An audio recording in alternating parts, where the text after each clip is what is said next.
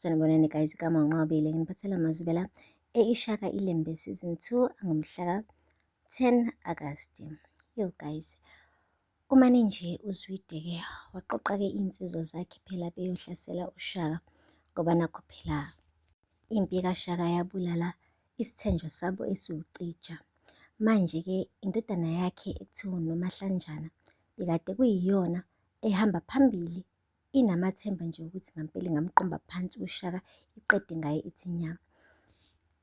UNomahlanjana-ke guys bekade eyishaya isifuba esho nje ukuthi uShaka uzomane nje amzwise ubuhlungu kancane kancane ngalo mmese wakhe lo awuphethe.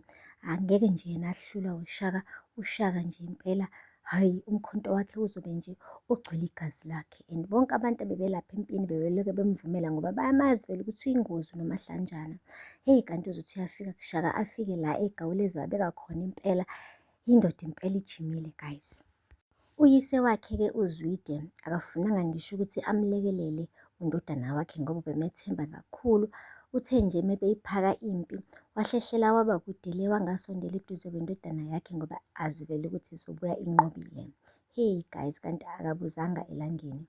Kusho ukuthi-ke laphaya koZwide banesanusi sabo esibatshelayo ngamaphupho ukuthi impi bazoyinqoba yini noma bazohluleka.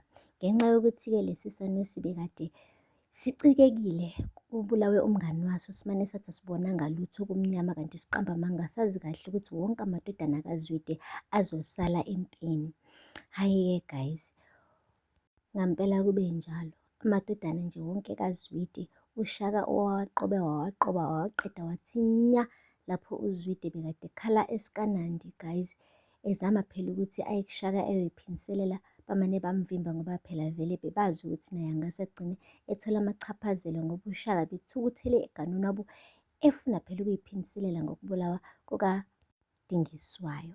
Hey guys, uthe amadodana akhe-ke uZwide eselele uwaca laphaya ewabongela ngamagama wagcina ngayo uMahlanjana, esho ukuthi ngesikhathi ezalwa uNomahlanjana wayezalwa enamazinyo agcwele umlomo, wamluma ngosuku lokuqala nje efika emhlabeni lo mntwana, okusho ukuthi bekade special ngampela kuyena uZwide.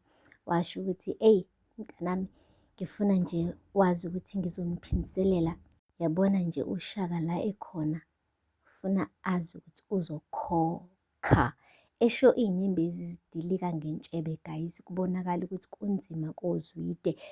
Kade bebhiyoza impela ngeviki elidlule ukuthi baqedile impela ngoDingiswayo, kodwa namhlanje kukhala bona guys. UShaka uqedile nya ngamadodana kaZwide, kusele yodwa nje vo le eyithandela ukuthula futhi nayo isale ngoba yayingekho vele kuqalwa le mpi le, yayihambele liye le eSwatini ihambisa le ntombazane eyithandayo.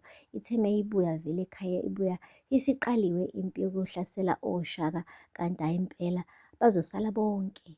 UZwide nje ubhalanse ngendodana eyodwa qwi. And asithembe-ke ukuthi nayo ayizoyifaka kakhulu kule mpi kaShaka ngoba uShaka uqotha kwasani guys, kodwa nesisekelo sakhona. Aphela lapho-ke guys amazwi la namhlanje. Ningakhohlwa ukusubscribe and like and comment. Until next time, bye. Sanibonani.